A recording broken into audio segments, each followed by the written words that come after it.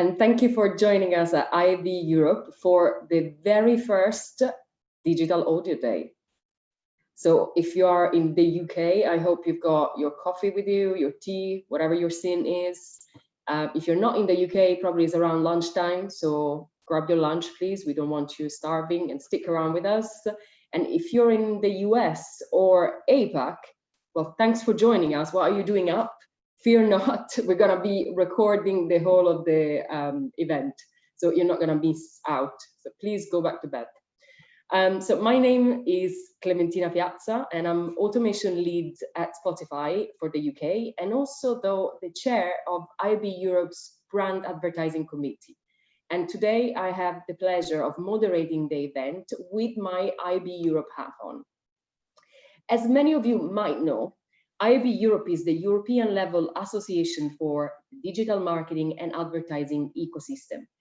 And through its membership of national IAB and media, technology and marketing companies, its mission is really to lead political representation as well as promoting industry collaboration across Europe. And one of the ways we do that is by bringing people together throughout our events like the one we're doing today. So in terms of brand advertising, a big focus for the committee at the moment is to look closely at what we can consider a bit more emerging channels. So we recently held a CTV event exploring the many facets of the world of connected TV.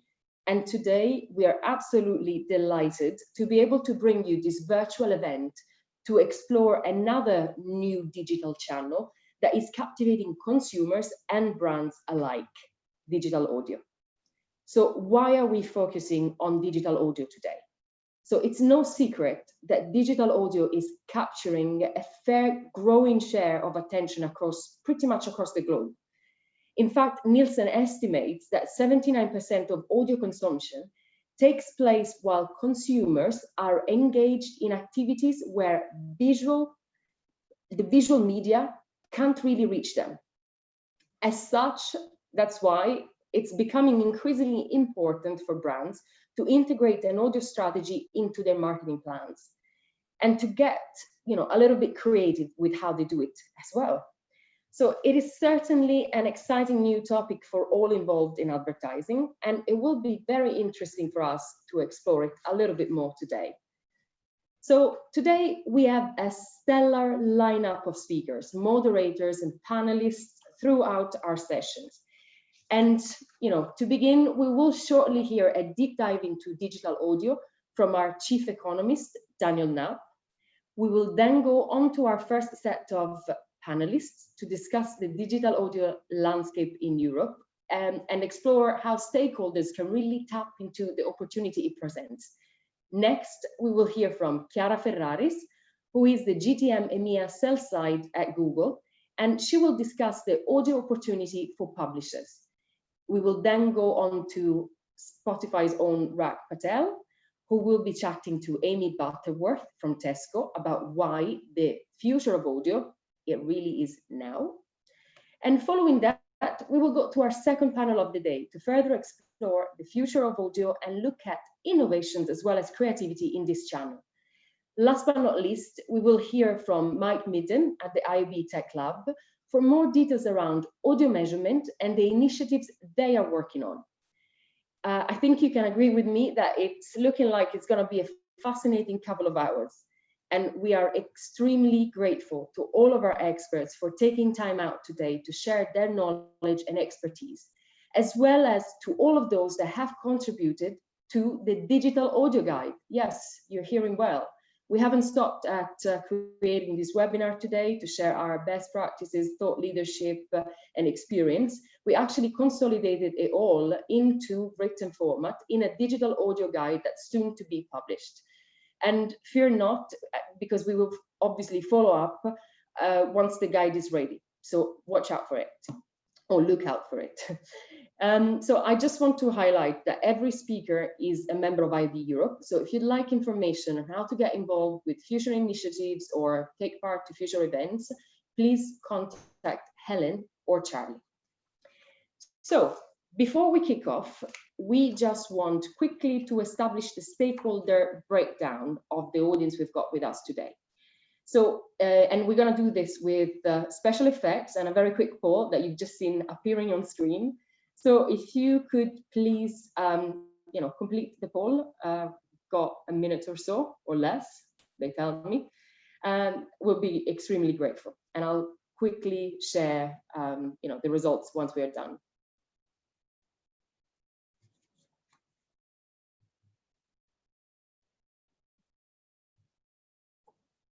Let's give a few more minutes.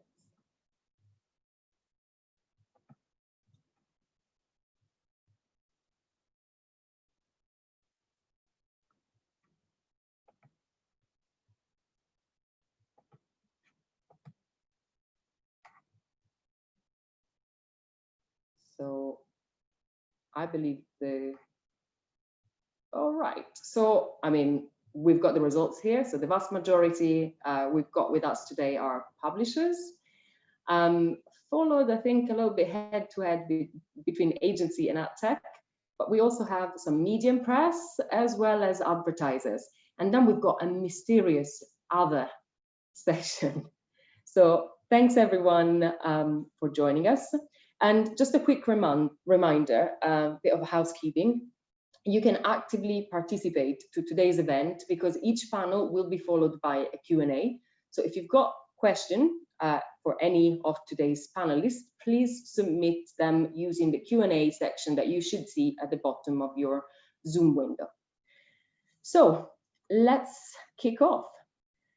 We'll start with our first session in which our chief economist, Daniel Knapp, will do a deep dive into the audio market. So Daniel, over to you. Thank you, Clem, for the introduction and a very warm welcome from me as well. To set the scene, I would like to provide a brief survey of this very interesting and fast expanding audio landscape that we're seeing today. And although audio was already growing quite strongly in 2019, we've had a compounding effect with what's happening now with COVID and the macro changes this brings about. Of course, from an ad spend perspective, this is not necessarily good news in the short term, but the pressure and pace of technological innovation in the audio sector that the new love that we find ourselves in has really even more accelerated, presents a tremendously interesting opportunity for the midterm. So you hear the term technology a lot in my presentation, and there is a narrative there in how a technological change through delivery, content creation, and monetization, which has been fairly absent or stagnant or slow in the old world of audio, is suddenly providing a flywheel effect. And what I will do, once I share my screen, is to really go to two parts. Here we go. The first thing to bear in mind is we can't understand the future of advertising funded audio, the business model of digital audio advertising, without really understanding the broader landscape in which audio consumption, creation, and new business models take place. And what I found remarkable is when Clem introduced audio as an opportunity that is happening now. There's a certain sense of urgency there. But let's, from 2020, travel a little far back in time to see what were the beginnings of ad-funded audio with the emergence of radio. Because this notion of innovation that we're hearing here has happened before. So let's excavate the future. Here's a wonderful feature from Radio News, an industry publication, when radio was just about to be born. And there's a vision of the future, a very daring forecast that I would never I would never do, but it's quite particular in its vision and its enthusiasm. So here's a narrator who thinks he sits in a 21st century flyer. Could be an airplane now, but London and New York, and there's an imaginary passenger. There's a small rubber disc, could be an iPod in a sense, and listens to it. And he'll hear the news live, wireless over the world. At the same time, millions of other people do the same. And suddenly the broadcasting by radio phone, as they call it, has displaced the newspaper. So we can clearly see a quite compelling vision where a lot of these things have rendered true, and the story of audio changing, being an innovation. And the question is, what has happened between 1922 and today, and can we dare a similarly bold forecast in the next couple of years based on the trends that we're seeing right now? And indeed, yes, radio was the disruptive innovation in media, in ad-funded media, in the 1920s and 1930s. We're fortunate to have a long history back of ad spend, going back to Bob Cohen, the godfather of ad forecasting, spent a lot of time at McCann, and we can really see the chart of radio, where it emerged as a mass commercial medium, post the gramophone area, really. And you can see the long continued growth, outpacing newspapers and growing kind of in line. And things really only changed with the emergence of television, which suddenly provided broad reach and addressability, not just in an audio, but in an audio-visual way, and really gave rise to the 20th century consumer society that we know about. But what has happened in between? Has audio really continued and delivered long-term this innovative trajectory? And a couple of days before our session here, a very interesting piece of research was published that I all encourage you to read, from Matthew Ball. It's a must read on the future of audio, the most comprehensive and sharp analysis I've ever seen on this space. And I would like to take two slides from his analysis to really illustrate why audio has been held back in a sense, and how, if we look at gaming and video, we can see how the opportunity for audio might unfold in the future. So the thing you've seen here, this is just recorded music, but as an illustration, going back to the 70s, you can see 6 different media. We've got vinyl, 8-track, cassettes, CDs, and so forth. And the quality of delivery, the listening experience has been improved throughout. But revenues have been predominantly cannibalistic, taken from one medium to the other, or they've even been reduced. So songs have been rebought on new media, and new songs have been released on new media, but that's about it. There hasn't been really a fundamental change in the way that the content is delivered over the top, for instance, and adjacent considerations of new ways of monetization, new ways of creation, innovative ways of distribution, scheduling, live, hybrids, mixes with other media, and so forth. And if we look at 2 other industries, the picture is entirely different, where we've seen a lot of technological innovation beyond the storage format, which have led to incremental additional revenues on top of the existing channels. So if we look at video revenues, overall video revenues for the US, we can really see here how, despite new channels coming on, old channels have continued, and these new channels have layered on top new things. Over the top has changed what content is being produced, has changed how content can be monetized, has changed when it can be accessed, and so forth, from live to on-demand binging, and so forth, new advertising models through IP-based delivery systems, etc.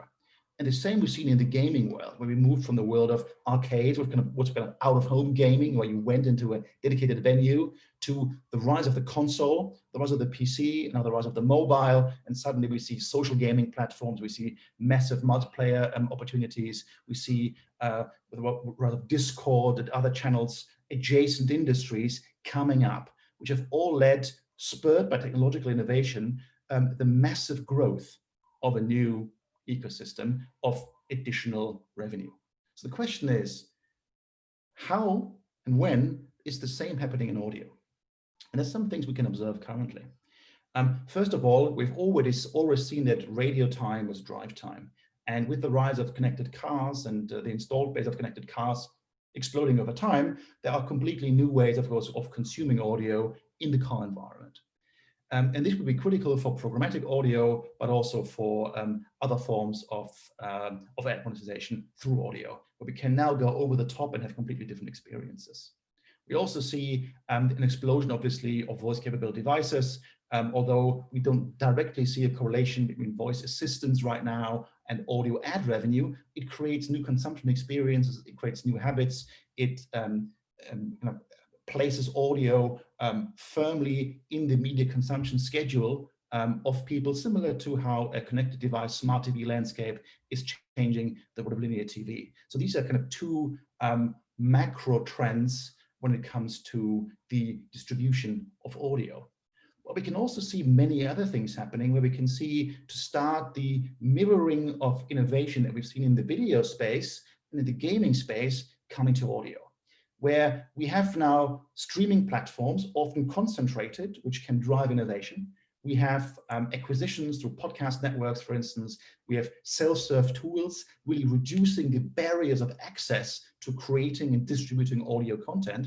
We're seeing niches popping up, and we're also seeing how audio content on very, very different platforms, which have never been audio first or audio native, is suddenly giving rise to a much broader audio experience and opportunity. For instance, recently, you might have seen it on TikTok, was a man skateboarding, drinking a wonderful cranberry juice and listening to Fleetwood Mac. This went viral, and even Fleetwood Mac responded to it. So suddenly old songs, and something similar happened with Phil Collins, old songs are being rediscovered by new audiences on completely new platforms. We're seeing Discord, a social community predominantly for gaming, including audio features where clans and co-players can listen to songs together even when they're offline or not playing in their team. So again, audio becomes a kind of a connective fabric in the overall social experience. And similar thing we're seeing with Roblox, a gaming platform where you can build your own games, which also now has soundtracks and audio in there for people to collaborate and listen to together. And you can build your own songs into your own games that you create. So this really creates a flywheel effect of access to content, access to production, and then of course an expanding market overall with completely new business models. And we're seeing a massive expansion now, technology driven, of the audio opportunity. We of course know Apple Music, we know Spotify, Deezer, and so forth, but many other things are happening right now where investors are really looking towards. You just see a list here of 6 startups that are currently popping up, which are audio first. With Clubhouse, it's live streaming audio where people in closed groups can chat together via audio messages. Big investor here with Andreessen Horowitz, invite only. It spurred some criticism because of user misconduct, so it's something to bear in mind. Another one, Locker Room, focus on live conversation in sports.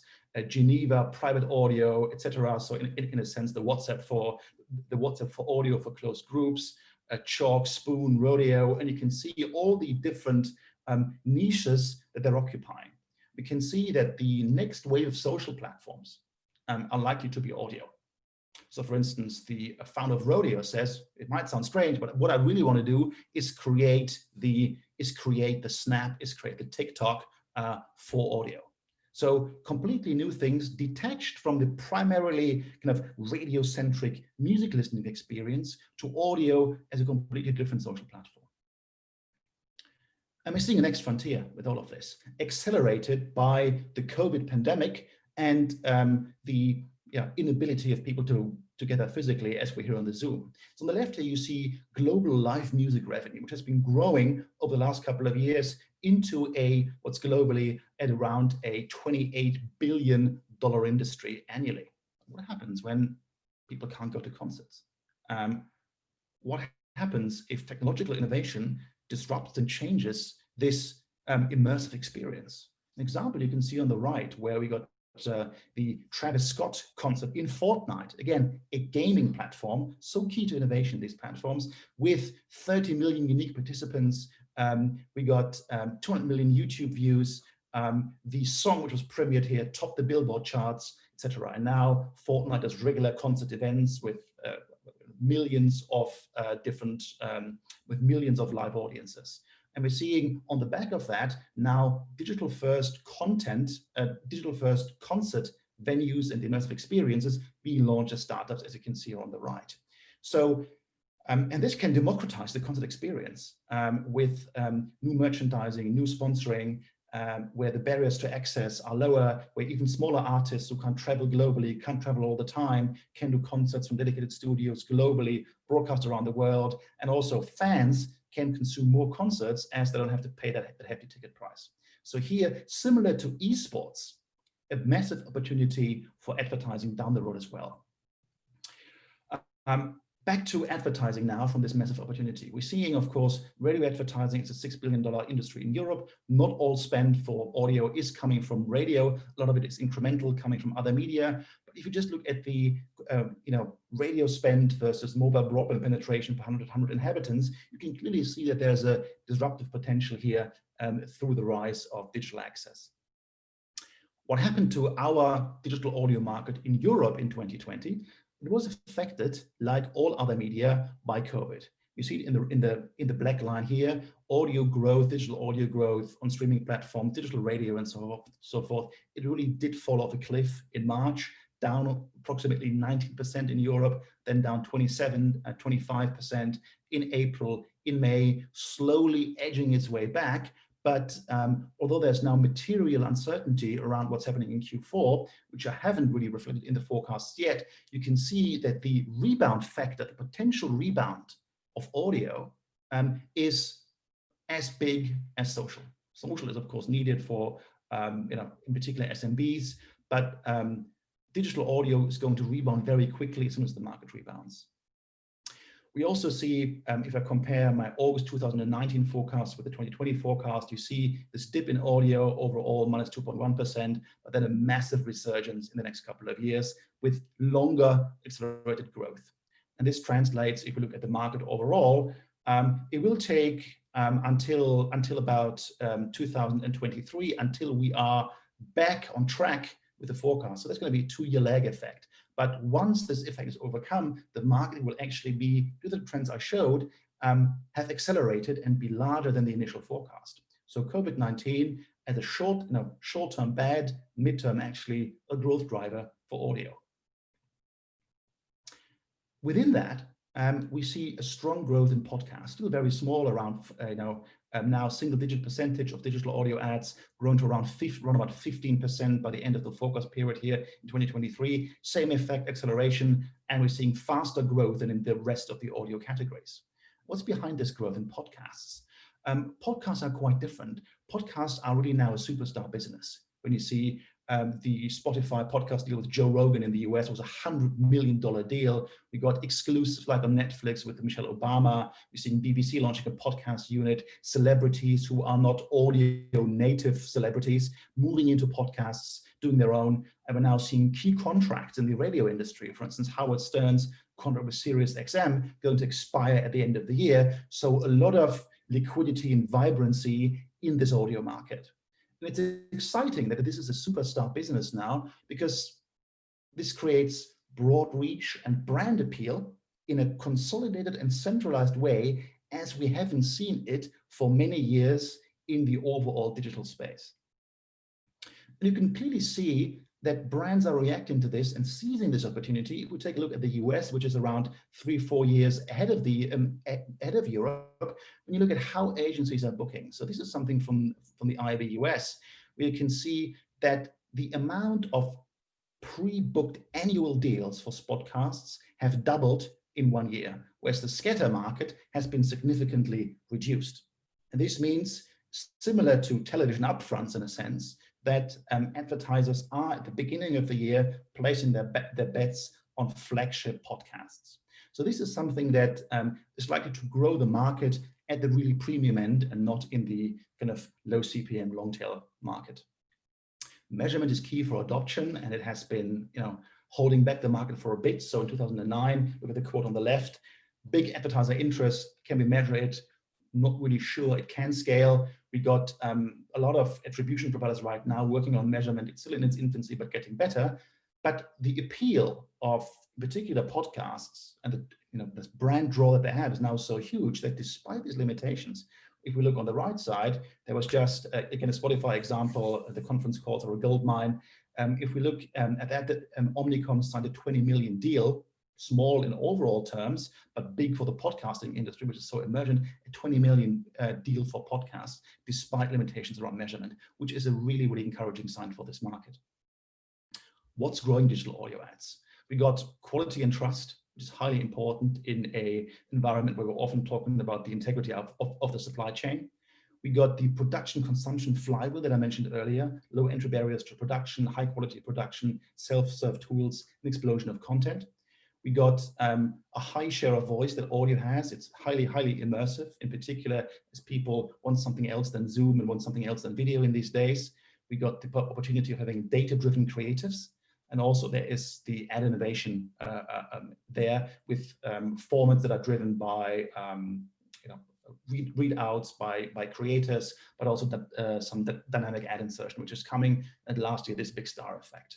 But to really unlock this market, we need to work together as an industry. And there are a couple of factors that we need to bear in mind to really ensure that this market takes off, in particular, the programmatic bit.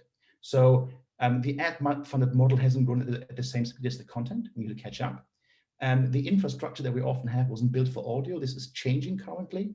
In particular, if we're adapting DSPs or building audio native DSPs, we still got limited analytics. This is something that needs to be worked on. Very, very niche audiences are still there, but hard to find. The question is how much can these narrator-read ad formats really scale? But there are now hybrid models emerging where they can be pre-recorded and then played out programmatically. We've got a massive fragmentation of inventory in the national markets, and also we need to see how audio can be integrated in a broader cross-media experience. And lastly, audio has its own metrics. We can't look at CPMs, etc., which is a good opportunity to keep up the value, but we need to educate the market on what are those metrics, how do we measure them, and what they mean. And with this, I give back to Clementina and back into the studio. Thank you very much. Thanks, Daniel. Yeah, that was really interesting and a real fascinating look into the details of digital audio. I've heard, if I may do a segue, I've heard a lot of, the word potential, and I'm very glad that we're actually asking you to stick around for our first panel of the day as we look to explore the digital audio landscape a little bit further. So please don't forget that you can post your question using the Q&A box. I see some of you are already doing it. And also a bit of reassurance that when you're posting a question, the other participants can't really see your name. So if you feel like a bit conscious and whatnot, don't. I mean, it's anonymous. It doesn't have to be anonymous if you do want to say your name. And please remember that if you want to pose a question to a specific person, especially in panels, just write it down as well. So let's start with the first panel of the day. And before I keep talking any longer, I would really like my fellow panelists to probably introduce themselves. So I don't know, maybe we can start with, Daniel, we've seen you, but reintroduction, Nina, and then Adam, just as you appear on screen. Sure. Daniel, you're going to go ahead and introduce yourself again. Okay. Sorry, once again, yes. Hi, so Daniel Knapp, Chief Economist at IAB Europe. I've been following ad markets for the last 15 years, tracking growth, looking at opportunities, understanding trends and trying to quantify them. Yeah, and I'm fascinated by the digital audio space because of all these innovation that we're seeing right now. Thank you. Hi, I'm Nina Harvey. I am the global lead for business development, focusing on audio and digital out of home. I work at Magnite, which is formerly Rubicon Project and Talaria. We merged earlier this year, bringing together kind of Rubicon Project's expertise on omni-channel programmatic buying and Talaria's expertise in CTV to provide the largest independent sell-side programmatic exchange. Thank you, Nina. Adam.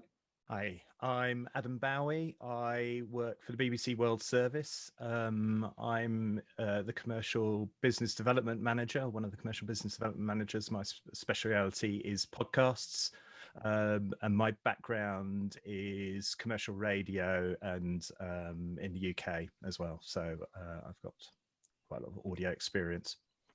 Brilliant. And you're also, sorry for the gag, but you're showing it through your kit there. I mean, that's amazing. I should really up my game. I mean, that's something else. Yeah, I've got a proper microphone and things like that. You're really outshining us. Like, I feel really bad now.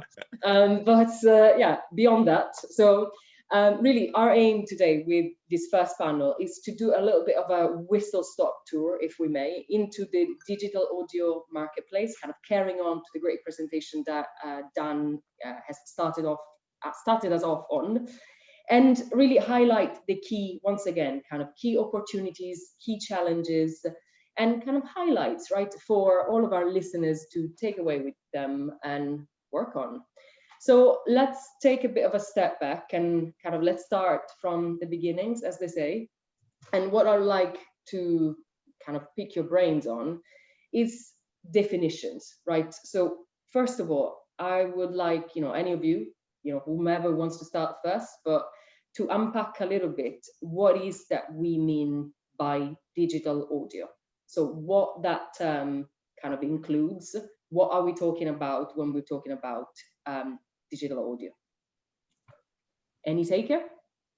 Yeah, I mean, from my point of view, digital audio is really kind of any online audio listening which is happening, and that can be streamed or downloaded content, which could be happening on a mobile device, web app, smart speakers, and desktop, and really can include music or the spoken word. So you're talking about podcasts, radio, or streamed music listening.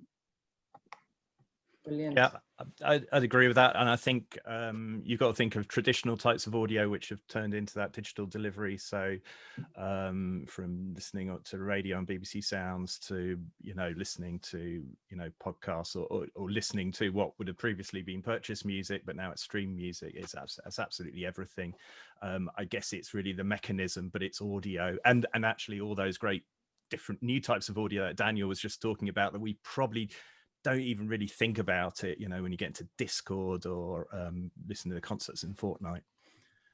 Yeah, this is in fact the point that I found most interesting, that we can, I think, easily underestimate the opportunity if we narrow our definitions too much. I mean, we could start digital audio, we could start with digital audio broadcasting, the kind of DAB standard, but I would say the stuff that we're talking about here is really all kind of IP delivered audio, everything that is going over the internet.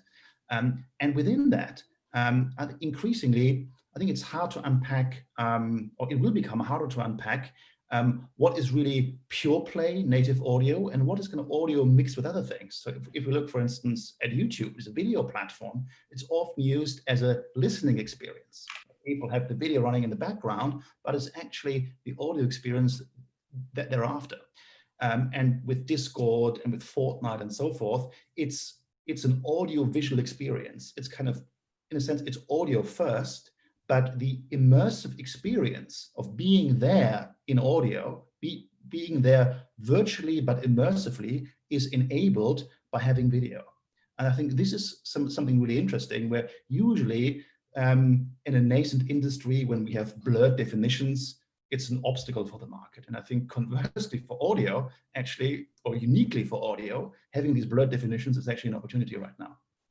That's a really good point. And that's exactly why we started off with this question.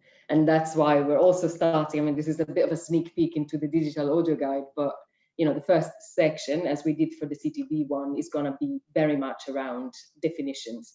So not to pigeonhole too much, but really to clarify, right, what the opportunity is there and what we are talking about when we are talking about digital audio today, at least. So if we move on a little bit into addressing, I mean, it wouldn't be, a webinar held in today's time if we didn't go into talking a little bit about lockdown conditions, right? So lockdown conditions, and I think we've seen it in Daniel's presentation as well, have really catalyzed digital audio consumption. I say it from someone from the industry, I say it as a consumer myself.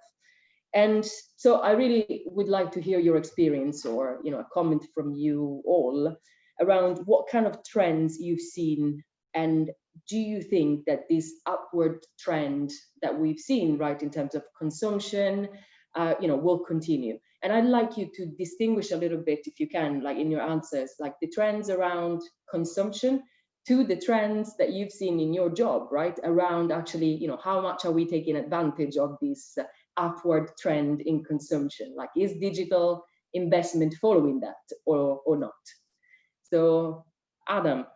Yeah, I mean, so I think a lot of people in podcasting were really worried at the beginning because that sort of drive time period was such a big driver of actually not just that's radio, it's all kinds of things, right? That's that sort of dead hour you've got getting to and from work. And I think there was a little bit of a shift now downwards to begin with, but that changed quite quickly. Now, I've got to say, from a BBC perspective, we've got a lot of news and people absolutely wanted news. We had record numbers from across digital audio. And actually that's been sustained. We saw, the Global News podcast, which is our biggest sort of which is our daily news podcast, that hit record numbers in March and then has carried on from there because people want news. But actually across other types, other genres of audio, that's continued because people have adjusted their days, their working conditions, and they're putting it in because I think people know they need their downtime, they need their entertainment. Maybe they're just going for a walk or going for a run or something, and they're putting a podcast on, or they're listening to the radio, or they're listening to Spotify, or whatever they're doing. They're finding that space, I think, in what they're doing.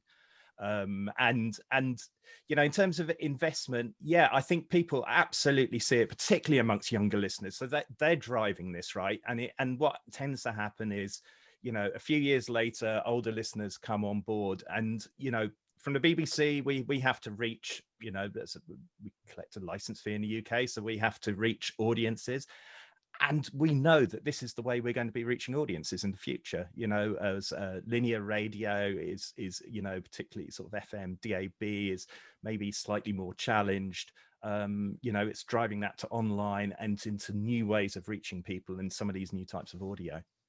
Can I just say, Adam, on what you said around the split between young and older audiences? I think especially in like what we're seeing on our side, and that kind of really much reflects what I'm capturing from older members of my family, is that actually it's quite a surge in terms of age from a listener's perspective.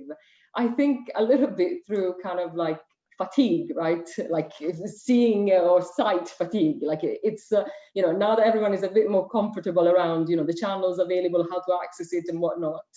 I think there is really a lot of benefit that is taken from taking a break a little bit from that, kind of looking at something. Oh yeah, I mean, I think we all know that from the Zoom. Hey, we're on a Zoom call now, so I'll be polite. But we all know that maybe doing the odd phone call from now and again is better than doing a face-to-face meeting. And it's absolutely the same. Get outside or put some headphones on or whatever, and and sort of get away from the screen for a bit. And that's absolutely true. Brilliant. Nina, do you want to add anything? Or Dan, sorry, I've interrupted you. Bad housekeeping. No, I think to what Adam said, the dynamics have changed. Everyone was worried that with the collapse of drive time there would be a collapse in consumption. But one trend is that the kind of peak audio consumption is happening later in the day, kind of around the late mornings, around 11, 12 right now, and not at 8 or 9. And we've also seen an explosion of new content. So if we go back to the podcast space, globally, the latest numbers I could find, we have around 850,000 podcasts available, at least in the Western world, and around 30 million episodes. And with self-serve tools and people having time at their hands, they're sort of tinkering. And a lot of new podcasts have come. So we've seen a kind of podcast listener growth, about over 100% still in Q2. It was around 300% in Q1, according to your own SEC filings, Clem. So there is continued growth even in the lockdown period, and of course creators are also listeners. And I think the kind of halo effect of the big brands, of the big ticket stars coming in, is really helping as well.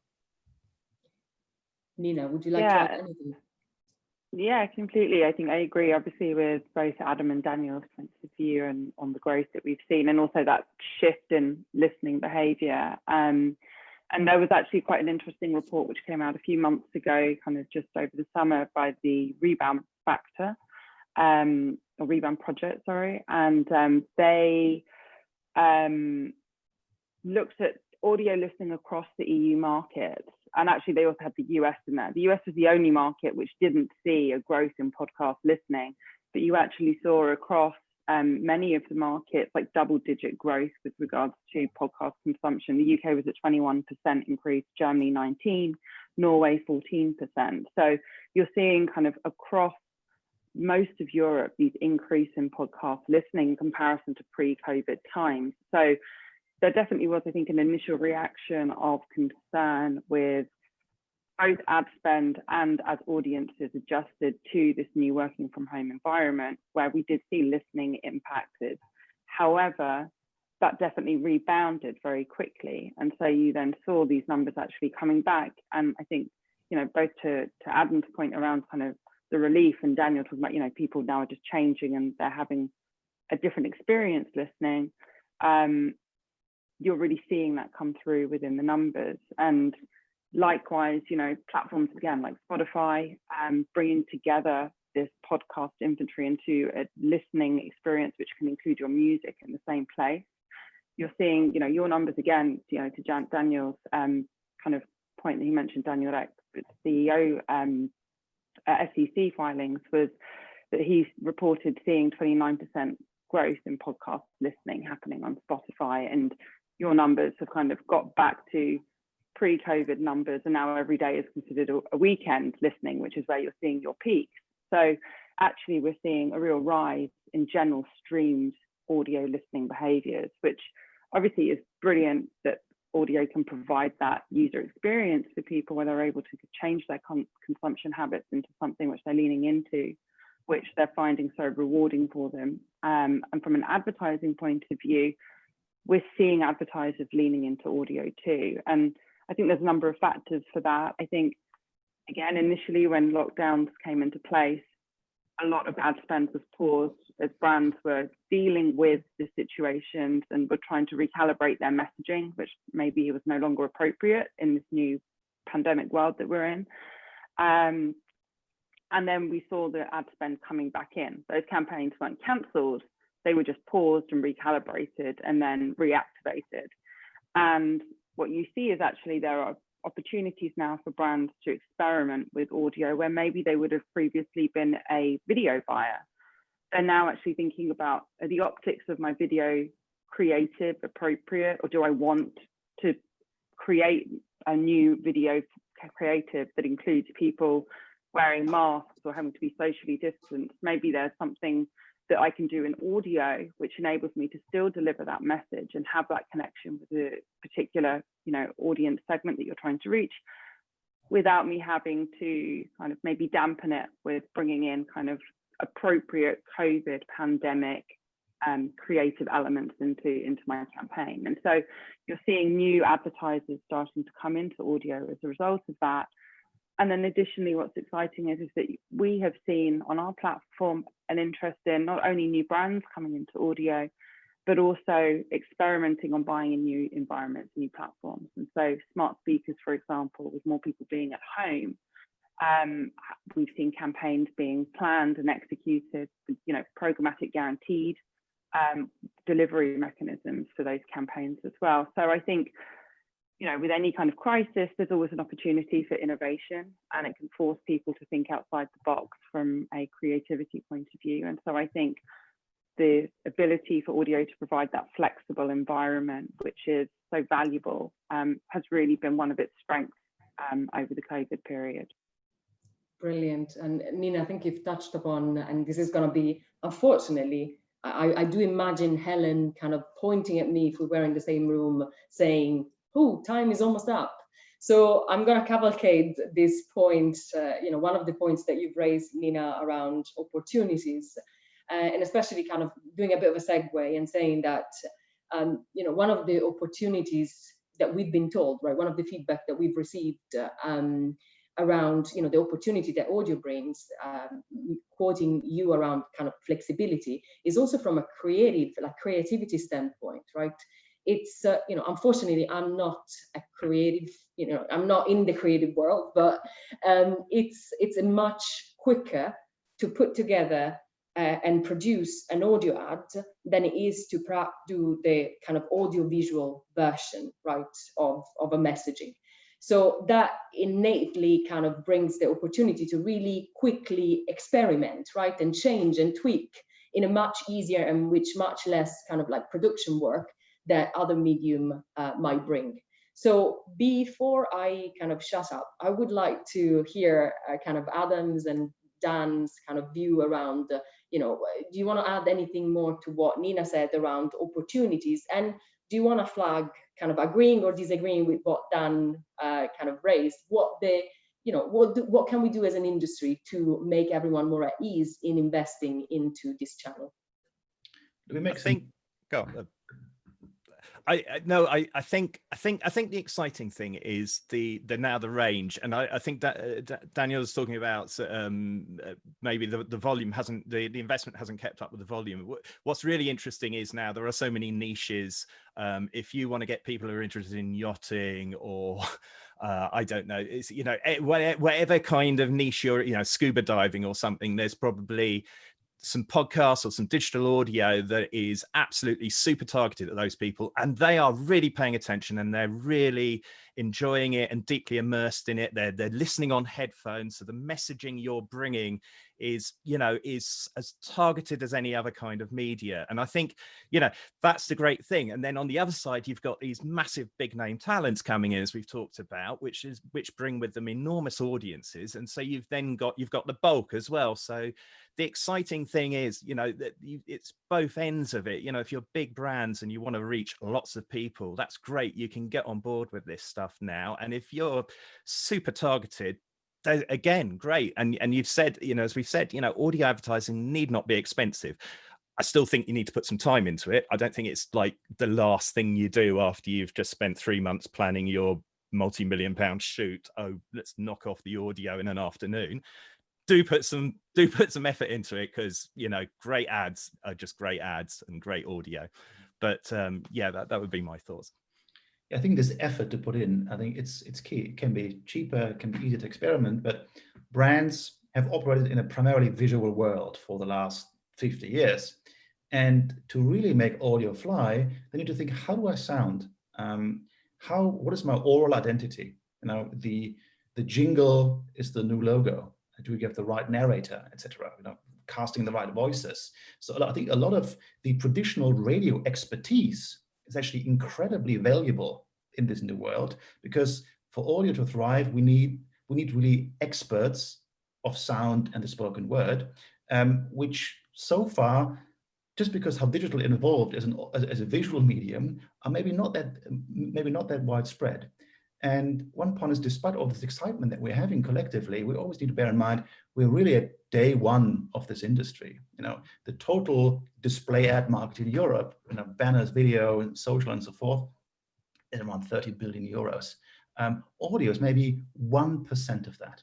So we are really at day one, and to ensure that we get this industry gets more than the experimental budgets, gets more than bets on a couple of marquee shows, which are still very US-centric.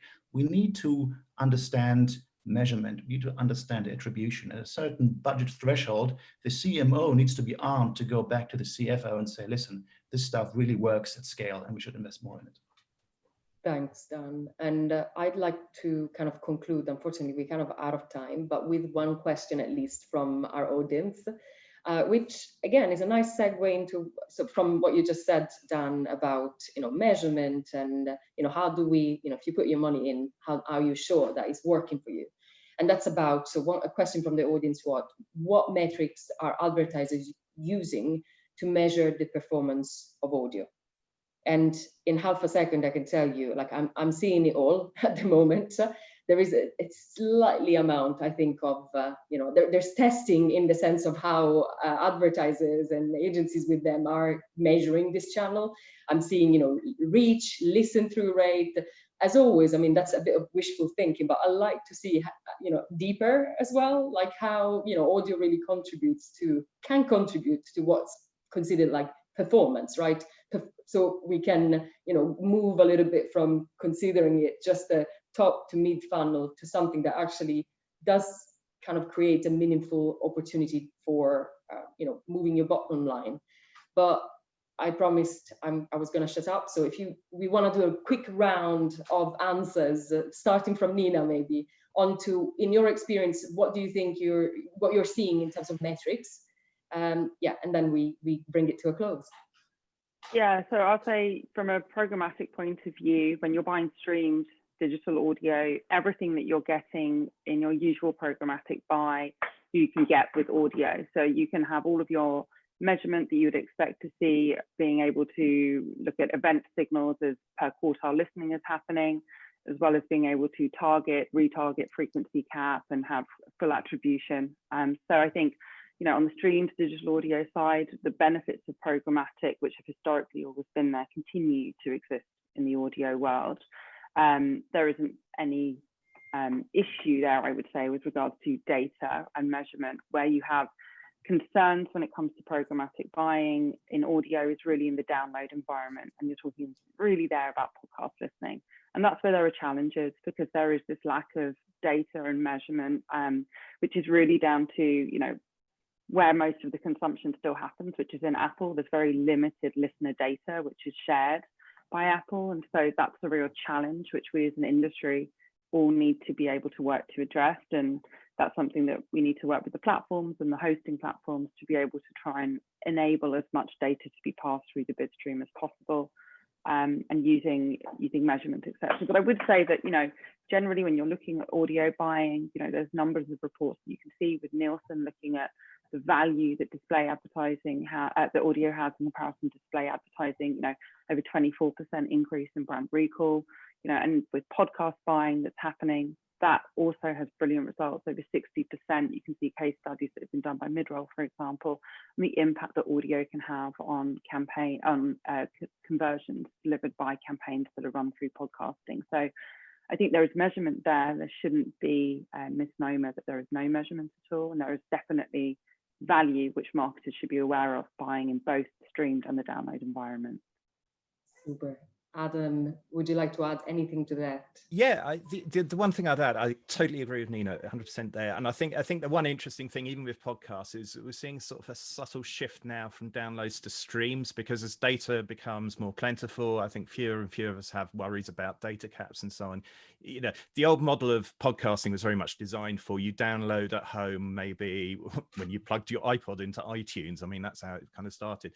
And you're definitely on a Wi-Fi, and now no one really thinks twice about streaming wherever they are, and that's the same with podcasts. I just want to do something, it might not actually be physically on my phone. And so once you're into that kind of more into that streaming thing, everything that Nina's just been talking about kind of applies there as well. Brilliant. Dan, any last comment? Just very quickly, the good old CPM is of course going to remain. We got our listen through rate that you mentioned. We got mute rate to kind of get a bit more textural engagement. And I also think we're going to see outside of the programmatic world, or maybe even like in a direct deal environment, we're going to see custom sponsorship deals. Brilliant. So Nina, Adam, Daniel, thank you so much for joining us today. It's been, I could have for once gone on for a bit longer, but I am receiving a bit of a threat in terms of timekeeping. So we're gonna go on into the next section. And the next section is a keynote presentation on the audio opportunity for publishers, presented by Chiara Ferraris, which is the GTM EMEA sell side at Google. Chiara, take it away.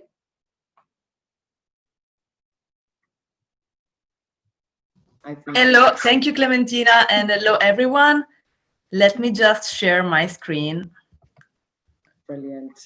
It's the beauty of live TV. Yeah. Okay, I hope everyone can see my screen. Yes. Okay, thanks a lot. And first of all, thanks to the IAB Europe for inviting me today to this really great and interesting event. And of course, thanks to all the people that are joining the event today. So my name is Chiara Ferraris, and I work at Google since 5 years now. And I'm currently part of the go-to-market EMEA team. A bit more specifically, my team is in charge of defining commercialization strategies of Google programmatic solutions for publishers, with the final goal of guiding sales teams on growing business partnerships with media companies in EMEA.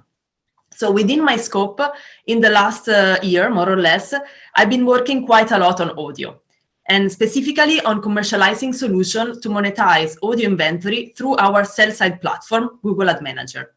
So today I'm very happy to be here to have the chance to tell you a bit more about the audio opportunity for publishers.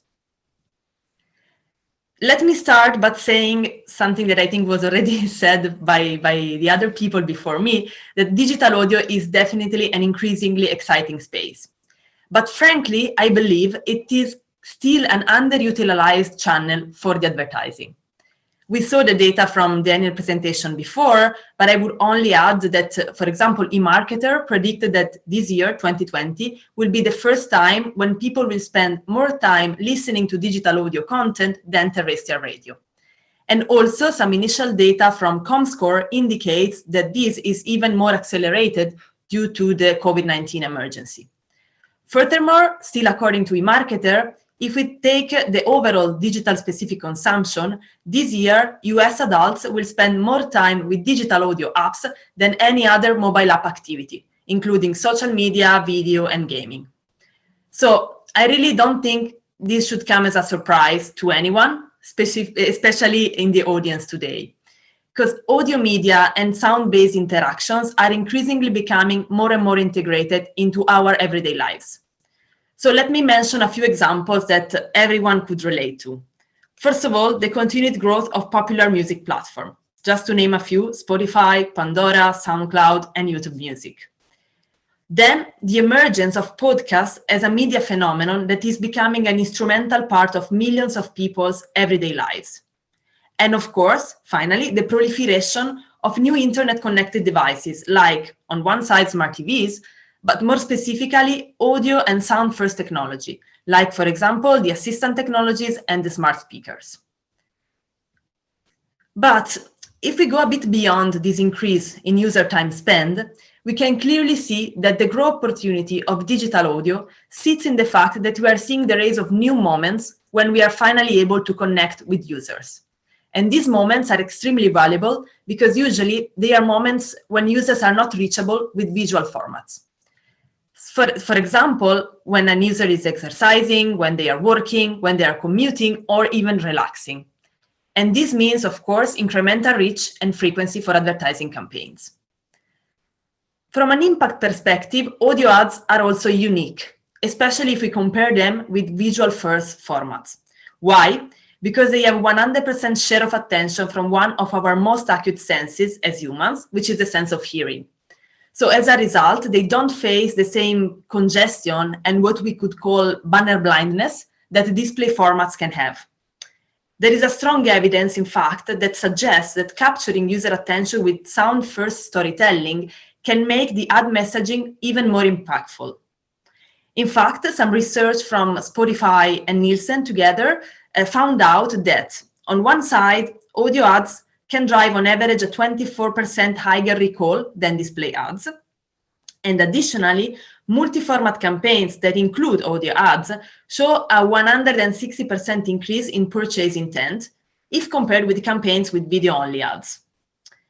So this really speaks to the ability that sound-first experiences can have, on one side in capturing user attention, but on the other side, their value as a complementary element to video.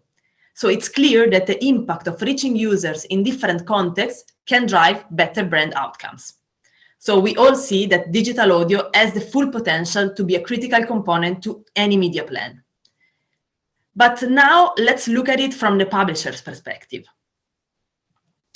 So as people listen to more streaming music, digital radio, podcasts, and even text-to-speech news articles, publishers are seeing more and more opportunities to grow their revenue with new formats.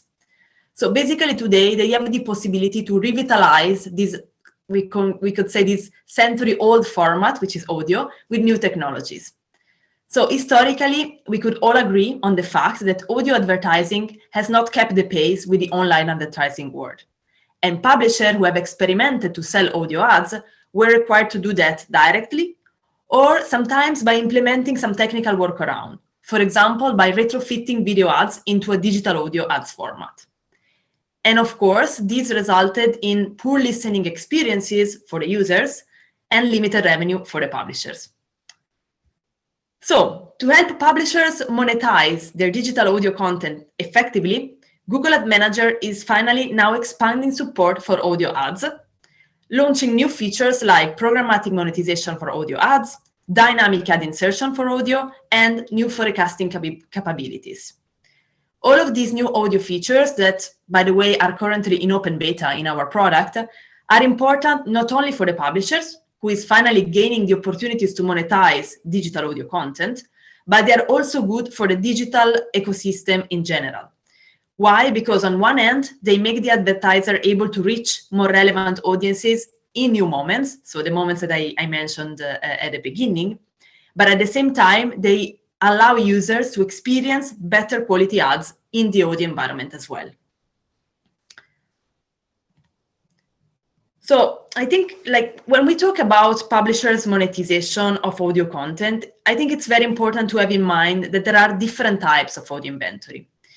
And I try to group them in 5 key categories, and each one of them can unblock new possibilities, but they also have important differences between one another, both from a technology perspective, but also from a content consumption perspective, always from a publisher point of view.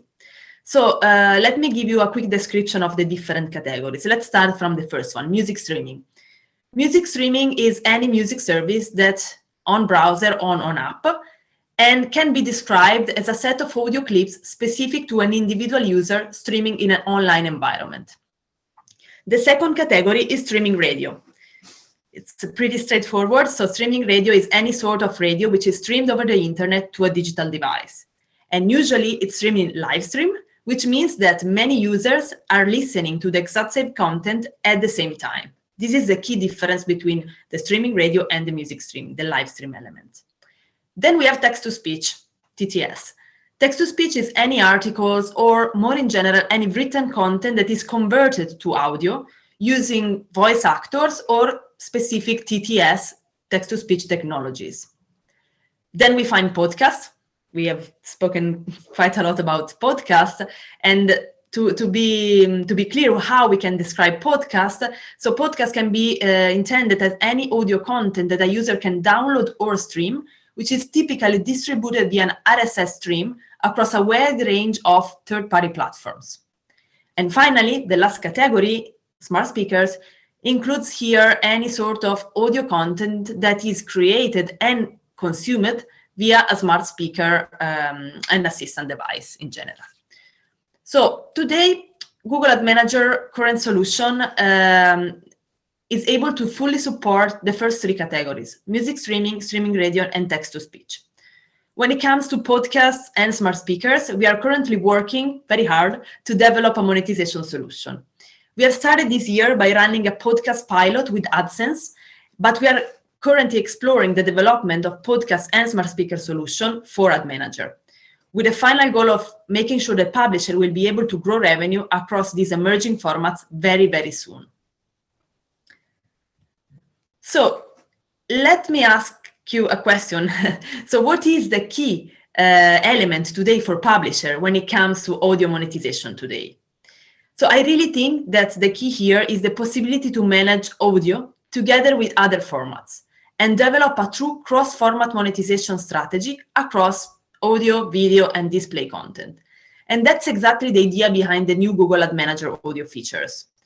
So the goal here is to allow publisher manage all of their inventory in one place, in one platform, making it easier for them to deliver the best ad format depending on how the users are engaging with the content.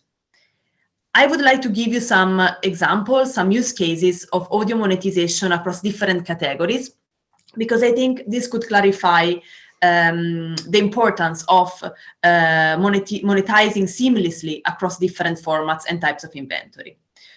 So if a person is interacting with a music streaming app on their phone or computer, is actively interacting with the app, the publisher has the possibility to deliver a video ad.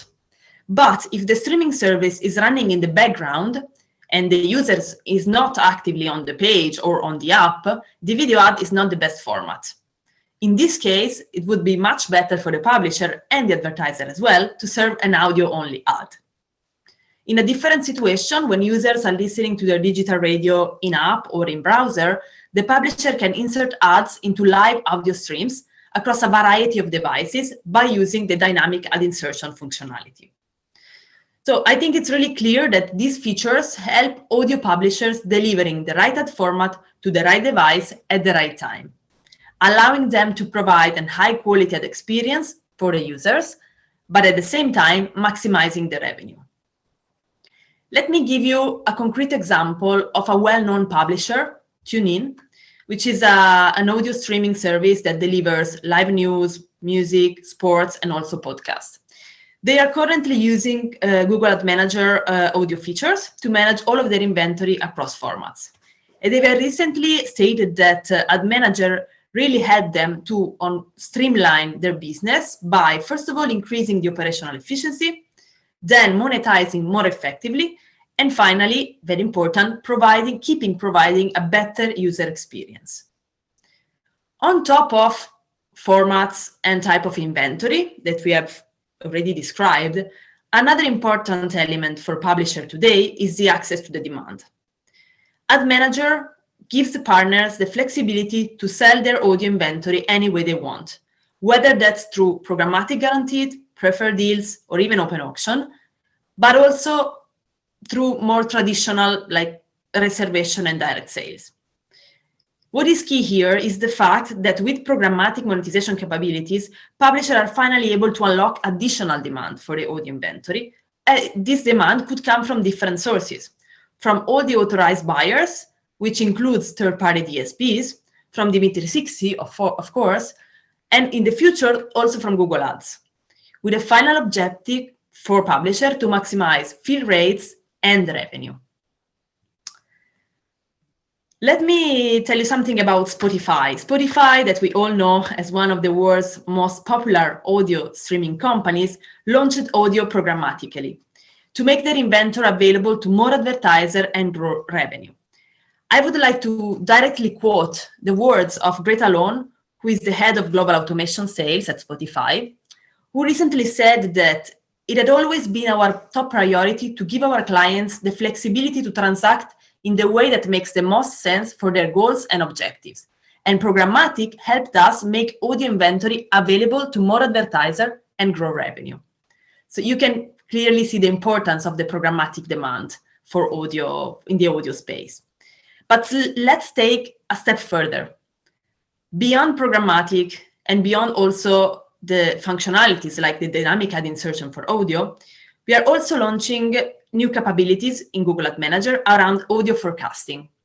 This means that audio as a format can be broken down from other formats in Google Ad Manager, giving publisher insights into audio inventory availability and performances, separately from any other formats, display or video.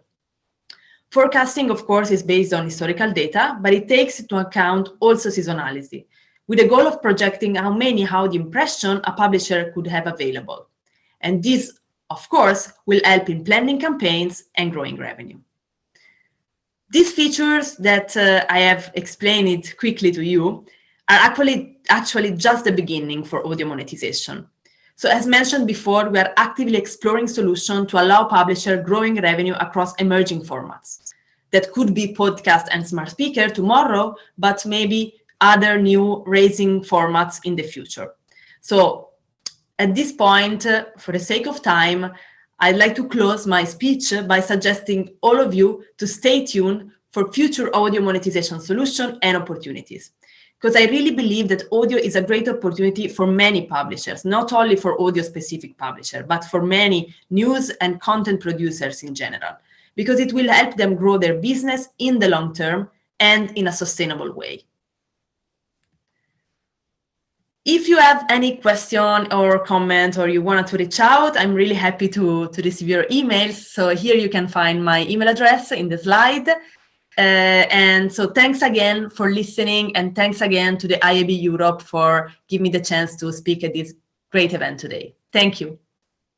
Thank you, Chiara, for Grazie mille. For once, I can use my initial language. It's not just my strong accent that you hear. I actually do speak Italian. Mine is much worse. Thanks a lot. And yeah, it was incredibly fascinating to hear, the insight from kind of a publisher and audio monetization perspective. And now I do see a familiar face on screen, because we're going to have a fireside chat with Spotify's own Rak Patel and Amy Butterworth from Tesco. And they will be discussing why, if you pardon my pun, but why the future of audio actually is now. So I know many of you are interested in new opportunities that this channel presents, so it'd be very interesting to hear from Rak and Amy a little bit more around this. Over to you. Thank you very much, Clem. Great hosting from you today. And I do know that you're very Italian, so I can confirm that Clem is very Italian. So hello, everybody. Thank you for having us. I'm Rak Patel. I'm head of sales for Spotify across the UK and Pan EMEA. And, to really round off the day, it's critical that we hear from an advertiser. And the advertiser that we have is one of the most, if not the most progressive of advertisers we have in the UK, and that's Tesco's. And I'm delighted to introduce you all to Amy Butterworth. Hello, Amy. Hi, Rak. Good to be here today. It's great that you've joined us today. So could you introduce yourself and tell everyone that's listening in and watching what you do at Tesco's? Yeah, of course. So hi, everyone. I'm Amy Butterworth. I'm media manager at Tesco. So I've been with the company about 3 years now. And I guess my role, it's a really fun role. It's kind of outside of the day-to-day, getting campaigns out the door, which, as you can imagine, it's happening rapidly at the moment with the year we've had. But it's kind of actually more how we work with new partners, how we best plan and buy our media, working really closely with our agency MediaCom on that. So it's a fun role, looking at the landscape, looking for new opportunities and bringing them into Tesco. Brilliant, great role. And again, thank you so much for joining us. So look, I want to start with, you've sort of alluded to a bit of the crazy year that we've had over the last 7 or 8 months or so. How has life changed for you, in these COVID times? Are you more efficient? Are you yearning for human interaction? What's going on? Interesting, isn't it? I mean, first few weeks working from home, I thought, oh my goodness, how am I going to do this? I had no routine whatsoever. And I think that's what I've really learned. I think with a routine, I think I can be super efficient at home. So in about 45 minutes, I'll be heading out for my lunchtime walk, which I try to do every day, headphones on, round the park, and just try and disconnect a bit. So I think having a routine has made me, appreciate working from home. But yes, I really do miss that interaction, those water cooler moments, I think they call them, don't they? Where you chat in the kitchen about what's going on, how you're feeling. Oh, can I quickly mention this project to you? It's all that sort of stuff I'm really missing. As good as all these conferencing services are, you don't quite get the same. I'm totally with you on that. So let's jump straight in. And some might say this audio renaissance. I think we're mainstream now, audio. And there's really been an evolution of the format, and we obviously see broadcast and digital sides coming together, and streaming becoming really sort of mainstream. How has that evolution of streaming impacted the way Tesco and you sort of think about audio as part of your marketing mix? I mean, we're quite fortunate. Audio has probably always been an important part of our marketing mix. I mean, traditionally, probably more for trade messages, so selling stuff and promoting offers, for example. So that's always been in place. But I think what we're seeing more now is they're actually doing more brand-led activity through audio. And I think that's probably a few reasons. The reach we can get with audio. And we've seen brilliant numbers throughout this crisis in terms of radio listening and audio listening. So huge reach, brilliant frequency. And so it's a key part. But I think what's changed as well for us is understanding sort of the amount of data that we can apply and be really smart and take advantage of the audio space, which we can't always do with other channels. So whereas before with something like a baby event, which is quite targeted, you'd want to speak to parents or new parents, we might not have chosen audio because it traditionally is quite a mass reach channel. Now, with the level of targeting data we can apply, it's the perfect channel. So really exciting times in terms of what we can do. And I'm sure we'll go on to talk about it, but just context is becoming really important on all plans. Well, you tick that box. Absolutely, and let's carry that sort of that on. I'd love you to dig a little bit deeper on the context side. I've known for as does the team, how important context is for Tesco's and you and so on. In landing that right message, right. Chiara talks about it: right message, right time, right setting. It's well documented. How has that really sort of influenced your approach when it comes to your strategy around audio advertising? I mean, we're true believers in probably in context in a lot of channels, done a lot of testing actually to prove that context, being in the right context, has better effects, in terms of attention, receptivity to the message, etc. So we know it works, but I think being able to take advantage of it is what we need to do. So I think podcasts have been brilliant for this. So we've done a few campaigns this year, because if you've got a back to school campaign targeting parents, and there's some brilliant parenting podcasts out there, so why not marry the two together? It's an obvious solution. So yeah, really taking advantage of that. But I think what's also interesting is the flip side. So we're sometimes finding out new things about our audiences that we might not have otherwise understood. So when you look, wow, this poker playing audience interacted with our advertising. Okay, there's a new segment there. Or fantastic. A crude example, but loads of insight I think you can get as well. And yeah, because that's something we talk about a lot, our streaming intelligence and so on. Is that something that readily comes available to you, or is that something that clearly your partners like Mediacom and so on are mining the data constantly? How do you get to that?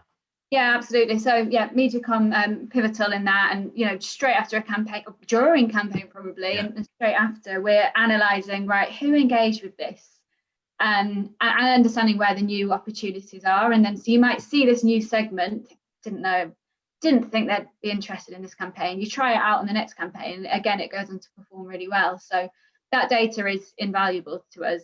It's just ensuring we can act on it quick enough. Fantastic. So let's pivot a little bit. What do you look for in an audio partner? Obviously, there's quite a few audio partners that are on the bill today, but what is it that you look for? Yeah, I guess especially this year, agility, flexibility is super important. So this week we're putting out new messages in market. We're changing them, with having to adapt on a weekly basis based on the current economy, etc. So a partner that is willing to adapt and flex with us is brilliant. A partner that can provide insight, like we've just talked about, and provide that insight quite rapidly, because as I've said it many a time, we're changing things quite quickly. So that's really important. And I guess it's transparency as well. And this is probably when it comes down to measurement. I think measurement is quite tricky sometimes with audio, especially if you've kind of got traditional and digital audio on plans. So any partners that can help us measure and be really transparent in that measurement, take us on the journey, we really value. Perfect. Great. Now, you've mentioned podcasts, and we know at Spotify that you are a big fan of podcasts. So from a marketer perspective, how are you thinking about it? You sort of touched on it a little bit there. Is it something that's top of your radar, or how do you sort of? Yeah, it's interesting. I remember when I started at Tesco about 3 years ago, I remember asking this question to our agency, saying, well, I've started listening to a few podcasts. What do you think? And we were kind of saying, it's quite limited reach. Ooh, not yet. Let's see how it goes. And fast forward a couple of years, they're booming, aren't they? So we see a role for them. And I think I sometimes compare podcasts to like the influencers of audio. So if you can find a podcaster that is credible, they're trusted, we can, deliver a message with authenticity, then why not? So it's fine if you find the right partner. We think there's opportunities there. So, when we partner with the Shag Married Annoyed podcast, of course. And so Rosie Ramsey, being a mum, struggling to know what to cook, perfect person to talk about the options available at Tesco. And that was for a Father's Day campaign. And obviously she's presenting it with her husband. So there's loads of really just natural references there. But I think, the challenge we're still going to face on podcasts, but we're definitely working through, and our partners have been really good with this, is measurement. So how do we measure the effectiveness of them? But more and more options becoming available for that, which is good. Absolutely. And as you're very aware, you know, at Spotify, that's something that we're looking to actually roll out later this year across the region. Streaming ad insertion, which I'm doing a little plug here. Streaming ad insertion, which is centered around effectiveness and measurement tools for the marketer in the podcast space, because we recognise that's something that you absolutely need in order for true sort of scale. This is all about future of audio. What excites you about the future of audio? It's not going anywhere, is it? After this year, no, hopefully numbers not. No. only increase. I mean, it's just absolutely booming. So I'm excited about the future of audio. I think there's a lot of opportunities. I've talked about it a bit. Data is, I think, where the future lies. How do you make really smart decisions based on data?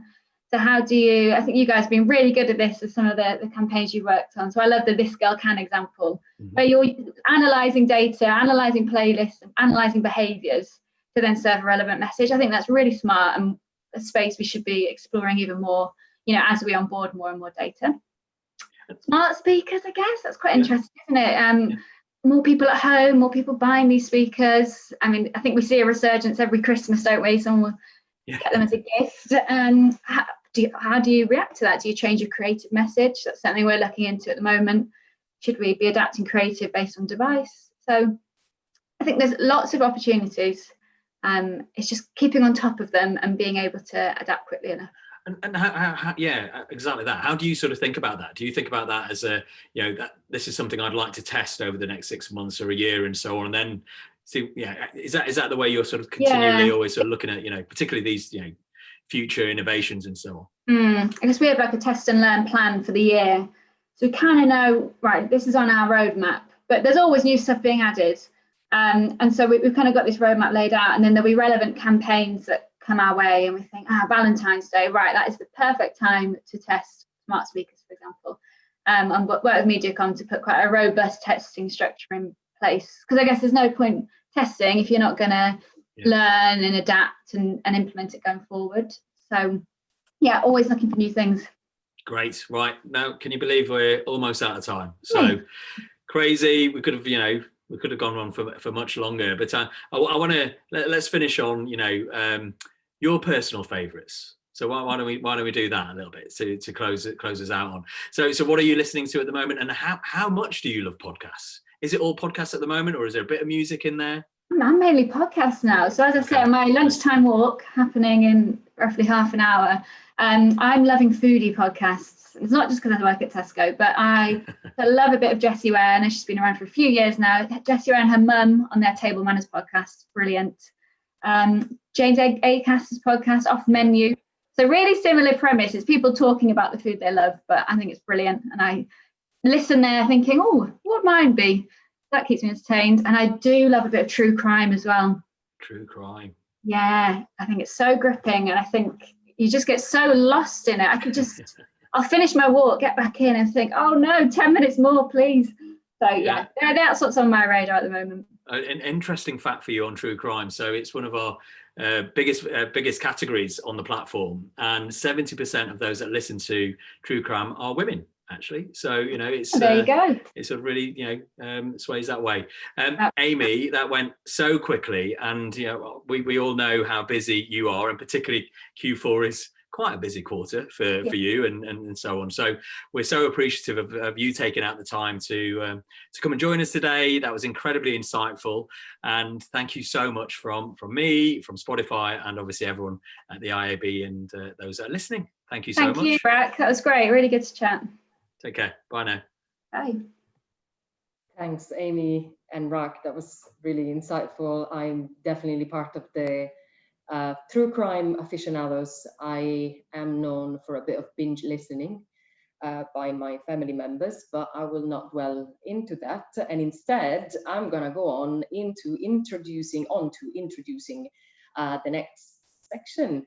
So I will swiftly hand over to Rob Timoney from AudioXI to lead our next session, which is a panel of audio experts, which will discuss the future of audio a little bit further, especially focusing on innovation and creativity as two of the keys for its success.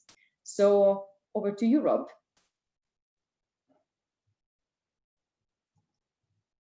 That's the beauty of live streaming. Everyone is on mute. No.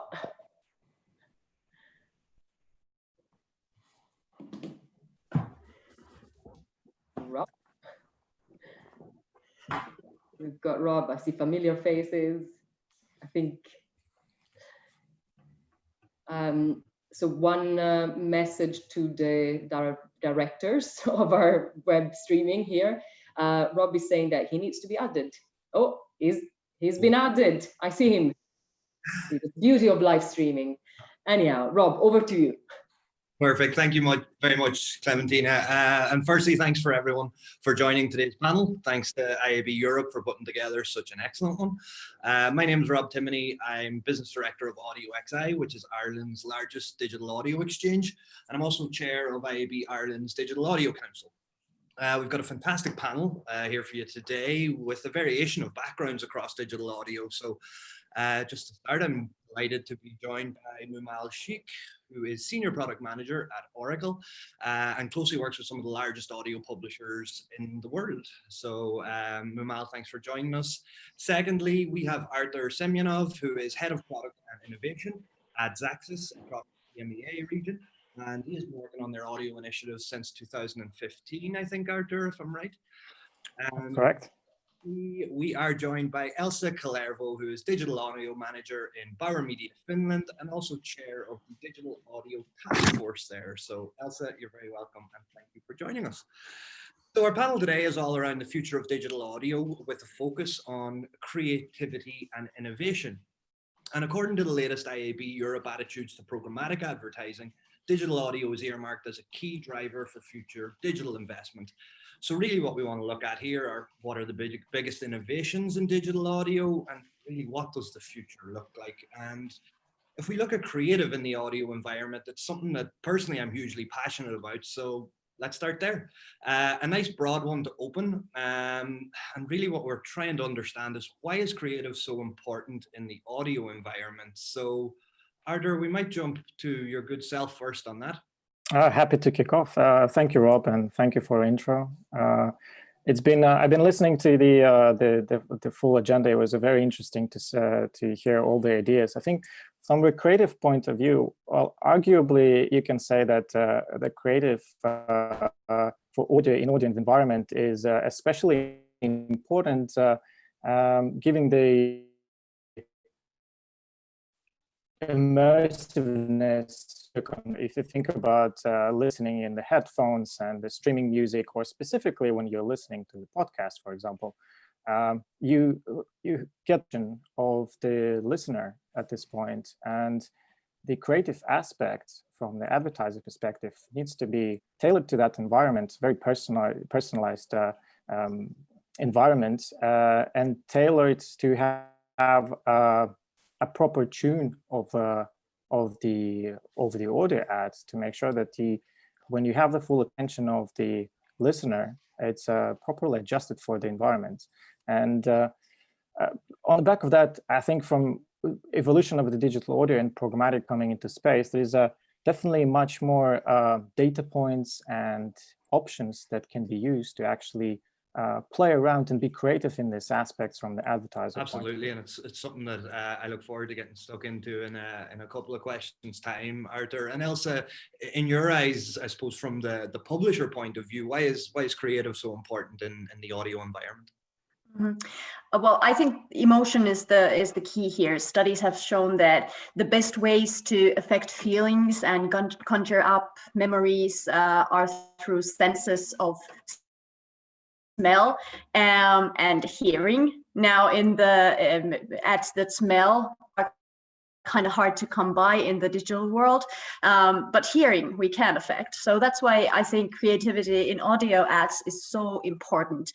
We have this amazingly versatile medium that we can use to get to the core of people's emotional center and leave a very lasting impression. You know, how we feel about brands and is the key to successful advertising. And since much of the emotion emotional information we have comes from sound. Audio is the most powerful way to influence the way we feel about those brands. And that's where creativity comes to play. It's all about the emotional connection. And as actually Adam Bowie said in the panel before, you really need to put an effort into the ads to be able to stand out and actually come up with emotional response in the audience. Absolutely. And I would agree in a big way there. It's all around the, I suppose, the art of audio advertising with the science of digital media buying is a lovely snapshot that I always like. And Mumal, I suppose from your side of things and what you would work at in terms of measurement and effectiveness, where do you see creativity playing its role? Yeah, absolutely. So I think there's many reasons why it's important, but one interesting way to think about this is probably to take a step back and go back to why audio itself is such an important environment. And I usually borrow this theory from Bob Pittman, who's the CEO of iHeartMedia. He refers to audio as a medium which is more like a companion. So it's more about like companionship, and it's true. You know, if you're doing your laundry, and if you are going for a run, going for a drive, if you are getting dressed in the morning, listening to a podcast, or winding down and listening to music, there's this connection and intimacy that you have with the audio platform. So I think one of the things that we often think about over here is audio is not just TV without screens. It's actually a very intimate, powerful tool of connection. A lot of what Elsa and Arthur were saying as well, that emotional connection that you can create. So if you think about like a horror movie that you're watching, if you turn the sound off or if you put completely different music on there, it completely alters your experience of that horror movie itself. Or if what Arthur mentioned as well, like the seamless experience of listening. If I'm listening to something mellow and you send me an ad that's like super loud and noisy, it's gonna jar me out of my experience. Or if I'm listening to something upbeat, getting excited for this panel, and you send me an ad for like a funeral home, it's probably not going to go very well. So I think that for brands and agencies, it's really important to think about how they can thoughtfully and mindfully insert themselves as a creative, as a sonic identity into the listener's listening experience. Absolutely. And Arthur, it was something that you had just mentioned into there. And I suppose there's so many data points now available on listeners, and Mumal, it adds into your point as well. How can advertisers utilize this in their creative, and I suppose how are they doing it currently as well? Yeah, there is definitely a lot of opportunities now available from the advertiser perspective to be the creative with the audio advertising. Has been mentioned previously and a couple of times, like the emotional component that is important when it comes to creativity. And it doesn't have to be very fancy even. The basic targeting capabilities that you can do with dynamic creative, like mentioning time of the day or day of the week, can have an impact. And this can be even overlaid with the weather targeting, which some advertisers do. And I think, well, talking from personal experience, like when I hear an ad that is connected to the reality, even mentioning the time of the day or day of the week, it kind of draws my attention more significantly, because it feels like it's real. It's not just noise on the back end. It's connected to what's happening right now in my location, or in its particular day of the week, or if it's raining outside, and that's I'm getting an advice of something. I think that's very important, and this is something that we can do now with all the data points available, and something that was also mentioned previously in the example of how Tesco is using this is targeting specific segments and users, and getting some more feedback about how users interacting with those ads, and getting new ideas and which segments of users are interacting with those ads. It's kind of closing the loop of planning, activating, and measuring, and trying to reevaluate the whole advertising strategy. Okay, excellent. And Elsa, how are you seeing the data points being used on listeners to inform that creative process and the ads back to the audience? Mm-hmm. Well, as Arthur said, that there are so many data points that you can actually use. I feel that there are advantages, but there are also problems in this. And it comes from the fact that different media houses or different publishers are using different ways to measure audio, and it can be hard or actually even impossible to compare numbers when the publisher uses, you know, listens or streams, one uses starts, downloads, etc. So I think this is a point that the advertisers who are using digital audio must keep in mind, that what the data point actually refers to. And I think that one data point that wasn't added here was listen through rate, which was actually mentioned before. And it's such a good measurement to show that the audience is very committed to the content and engaged until the very end. And that I think that especially in podcasts comes to play. Okay, great. And I suppose, Mumal, you would have touched on it there in terms of, you know, that integrated environment, the emotional connection. In terms of like binaural or 3D audio, do you see that being used in the future now? We have a more immersed listener. They're probably listening with headphones on. Do you see that as an opportunity in the future? Yeah, I think there's definitely a lot of opportunities for brands and agencies to get really creative and innovative with what they can do across audio. So I think the interesting thing about 3D audio is it's like truly bringing you into this experiential, immersive experience, I guess, is one way of putting it. But I was actually on a run and I was listening to this ad for insurance, and there's these two people arguing about which insurance is better. So you truly feel like you're sitting in the middle of two people having a conversation. Again, though, with that too, I think it's important to do that mindfully, where it's not disruptive to the user experience, but it's truly like something that can seamlessly flow in. One thing that I do want to mention as well is even with that, having the ability to have that transparency of that ad experience itself, to understand, did someone hear it? Did somebody listen to it for the first, second, third quartile? Was the primary message in the last part of the ad, but it was annoying and I like turned it off? Then is it an effective ad if just the ad itself played? So I think that kind of stuff is really important, and then goes back to what Elsa was saying, having that standardization in what counts as an impression, or what counts as measurement, or a listen through rate. There's so many different variations, and having that done by like from an unbiased, you know, third party is, I think, again, really important. So you don't have so many different platforms and so many different data points that it's hard to digest from a data standpoint. Absolutely. And I suppose we'd mentioned on it just previously there, Arthur, but programmatic audio has been mentioned a few times now, and it's been earmarked as a key driver of future investment. Why do you think that channel is so important for audio? Well, I think it's in general, it brings a lot of new benefits to the channel. Like the most obvious, of course, it's the efficiency of the activation, and that it helps advertisers and publishers. But it also unlocks a new layer of the targeting options that is available from something that we mentioned already, like basic ones, time of day, day of the week, and a bit more complex one like location targeting, or weather targeting, for example, or user targeting for that matter.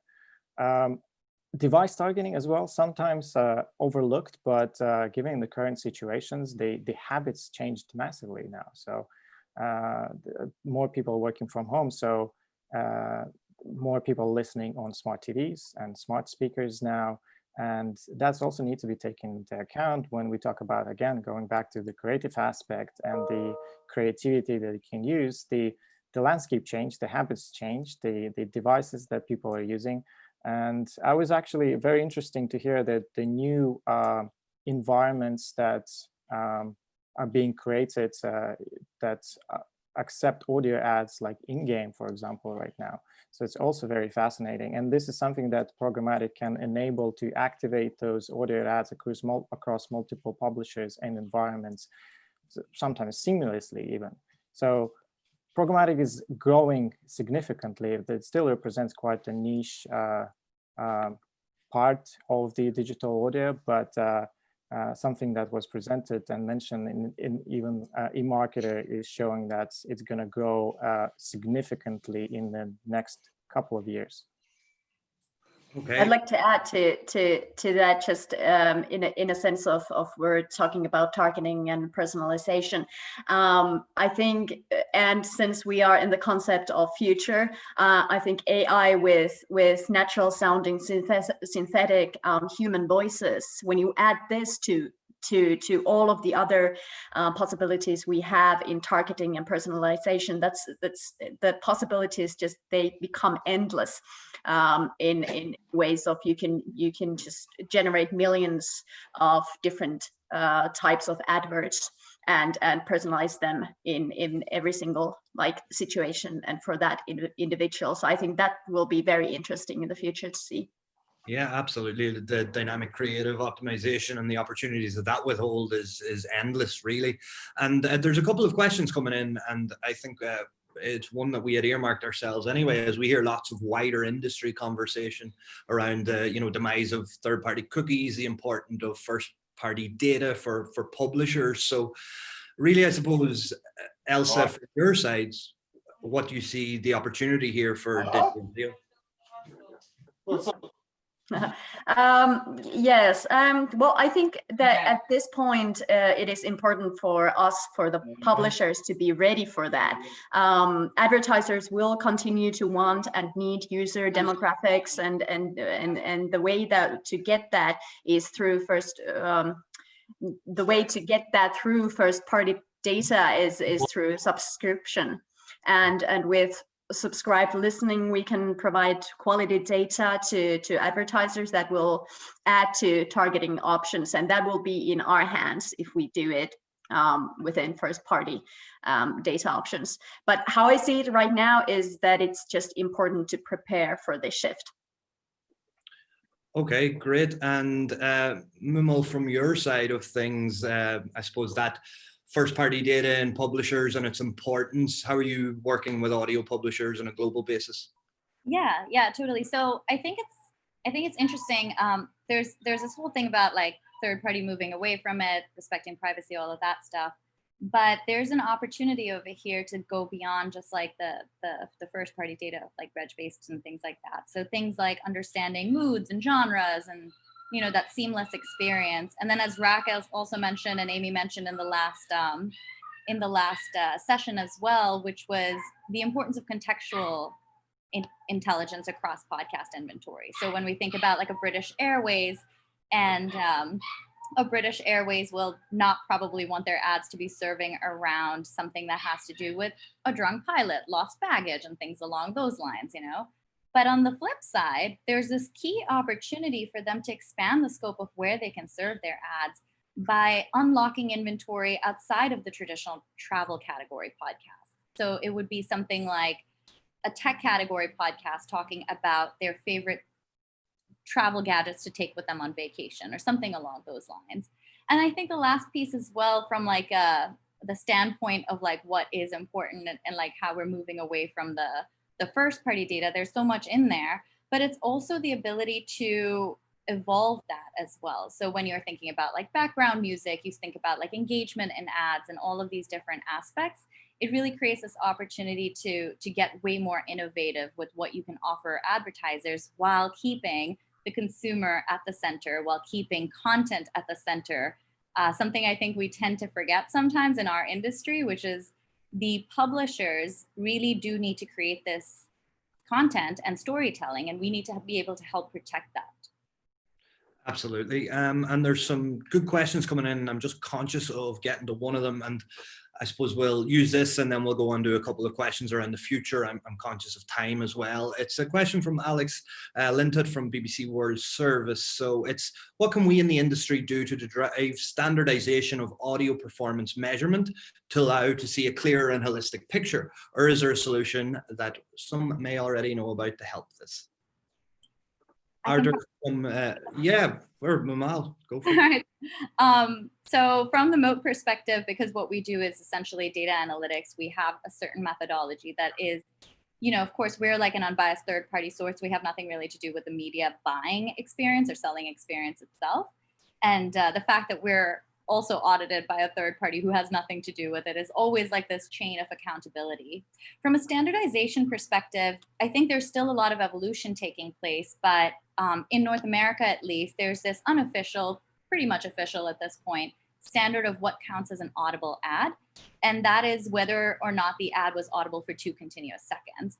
And there's a lot of studies done around this. And one of those studies from Pandora actually like dives into what it takes for an audience to digest and fully understand what a sonic identity is. So if you think of McDonald's ad, it's like, ta-ta-ta-ta-ta, I'm loving it. And that's like 2 seconds and you like kind of pick it up. So that's the starting point though. And then from there, you go further into understanding, was it delivered to a human endpoint? Did somebody meet the first, second, third quartile? The last thing I'll mention on that piece as well is everyone in this audio world knows this. There's a lot of nuances from a technical perspective of how to get measurement and standard measurement across audio. Even though as a consumer, the experience may feel the same, some of these ads are server-side ad stitched. Some of them are client-side apps with open measurement SDKs integrated. So there's that thing that we're going to have to like break out and like understand piece by piece and then find one umbrella way to be able to provide that measurement. So there isn't so much discrepancy constantly that the industry has to deal with. Actually, to add to that as well, I agree with everything that was mentioned there. In terms of measurement specifically, it was like it was a common theme today that this is the main challenge or one of the challenging aspects when it comes to measuring audio. And of course, we have the basic metrics like listen rates and impressions and reach that we can use now. Probably applicable to any channel, the measuring the actual return on investment from the audio ads, which is the main challenge right now. And actually referring to the IAB study that we did together with IAB Europe last year, the measurement piece was voted as the top challenge when it comes to increasing spend in digital audio. So I think if we can improve on that aspect, it will have the biggest impact on further investment going into this area. I'd agree, absolutely. So I suppose measurement, a hugely important part of it, and I think we're all agreed that that needs to increase to ensure that spend keeps flowing as well. But let's talk a little bit about the future of it, the innovation, the bits that excite us and get us all out of bed in the morning. So Elsa, like if we look at the rise of smart speakers in the last 1-2 years, it's been phenomenal. Like what opportunities do you see in the audio environment for devices like that? Well, there are so many. From my perspective, in Finland, we're still waiting for smart speakers to actually speak our language. So right now, we don't really have that. But looking at other language areas who actually do have smart speakers, the increase of audio has been great by that. So we're I think that smart speakers will make audio even more a part of the everyday life from the morning until the time you go to bed. So it'll be like a constant companion to you wherever you are, and of course the like syncing devices so that you can actually you can listen to the show, podcast or whatever digital audio you're listening to in the morning when you drink your first cup of coffee, and then you can just take it with you on your cell phone or in your car, in the smart devices in your car, and then shift it to your workplace. It's like continuously. It doesn't. The device is not the thing. The constant stream of audio is the thing. Yeah. Absolutely, absolutely. And their consumption is fantastic, and we've seen a rise of it. We did some recent research with IAB Ireland, where we've seen 2 in 5 Irish adults now have access to a smart speaker. So just in the island of Ireland, smart speaker usage has been huge. From a commercial point of view and from an advertising point of view, we run smart speaker specific, and we're also starting to look into like two-way voice ads. Have you seen the same queries in your market and across the EMEA as well? Yes, it's more right now as a testing and learning aspect of the digital audio and programmatic landscape overall. It's a fun tool to play with, to find out, hey, it's something new that we can do. Can we learn more about how the audience interacts with these ads, and if we can be more creative with the way we're delivering audio ads? Again, speaking with in terms of interaction with the creatives, it's a bit more challenging in some cases. So having the option of having this communication with the listener and having them respond to those creative ads using the voice, it's something interesting to test, definitely. But I'm seeing this as still a very evolving and new aspect. But again, as everyone mentioned previously, the adoption of speaker increased. I'm assuming it increased massively during the Amazon Prime Day as well. So it's one of the area to follow, definitely. Okay, great. And I'm just conscious of time as well here. So I suppose one question for the entire panel to wrap it up, and Mimal, I'll start with yourself. And digital audio, as we know, has come a long way in the last 5 years and probably longer. But what do you personally think will be the biggest innovation in the next 1 to 2 years? Yeah, absolutely. There's going to be lots of innovations, and I'm hopeful for that. From engagement of ads, things like, finding ways to target better, whatnot. I think the biggest driver of innovation will probably be, and I know this is sounding like a shameless plug here, but it's probably going to have to be transparency and measurement into the ad experience. Because once we can do that, we're helping monetize that ecosystem of audio as well. We're helping monetize or helping sustain the monetization of publisher content. So once that happens, I think there'll be increased interest, and then that increased interest from advertisers and revenue pouring in will ultimately allow will allow the audio ecosystem to continue evolving. I think the next big thing probably will be engagement of audio ads, and it'll be engagement through voice, somehow talking to your smart speaker, not just around like, hey, play this song, but going well beyond that as well. The tell me more at the end of the audio ad for the second round of engagement is an exciting one. So Elsa, what about yourself? What do you think the next 1 to 2 years brings in terms of audio innovation and where the market's going? Oh, well, just to continue what Muma was saying, I'd love to see some more engagement and interaction opportunities for the audiences, because right now audio and especially podcasts are a very one-way medium, and the interaction between the influencers or the podcast hosts or whatever and the listener happens in a separate platform, namely usually social media. So an audio platform that enables two-way interaction would be a big innovation, and that would add to the immersion of audio. Not saying that it'll happen in 2021, but it's something we are totally leaning forwards, and I'm looking forward to it. Absolutely. So Arthur, we've got two-way voice ads, we've got better measurability and transparency. I love a bit of 3D and binaural audio. What about yourself? What do you think the next 12 to 24 months will bring the wonderful world of digital audio? I think we will see a lot of innovation in the field in a lot of different aspects.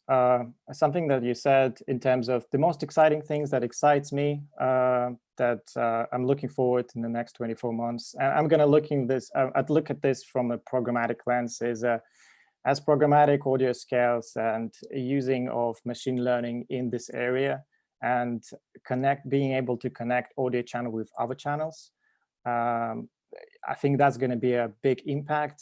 And interestingly, it can help us with measurability of audio. If we can connect with our channels and say, hey, the mix of audio and display returns a much better return of investment, or we can record a better CPA when we're using a mix of those, that can help us to measure audio effectiveness in this way as well.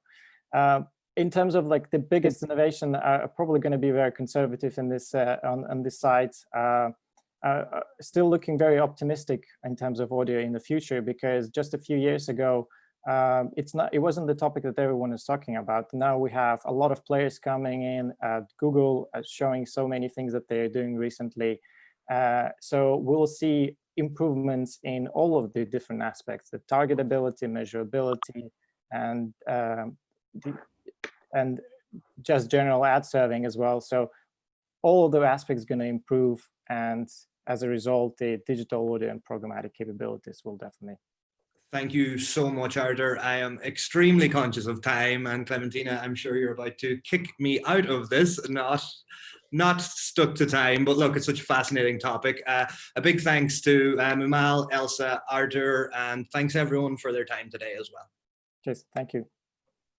Thank you, everyone. I mean, it's been very fascinating. So if we've run over, a little bit with time, I think is well justified. So you're justified. You're not in trouble. No problem with that.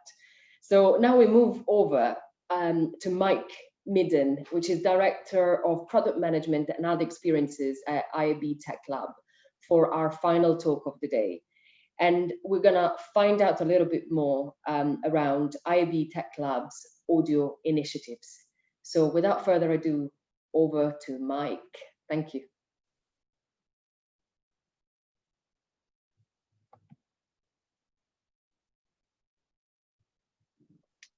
Hello, my name is Mike Midden, and I am the Director of Product Management for Ad Experiences at the IAB Tech Lab. That encompasses the digital video, CTV, and podcast technical working groups, and the various standards that are developed within those working groups. Today, I'm going to be covering some of the audio-related work that the Tech Lab has produced over the last couple of years. Primary focus will be on podcast technical working group measurement guidelines and the compliance program that revolves around that. And I'll touch on the merging of DAST into VAST, as well as new added support for audibility in open measurement. So with that, we'll go ahead and get started. First up is a little history on the Podcast Technical Working Group and how the guidelines were developed.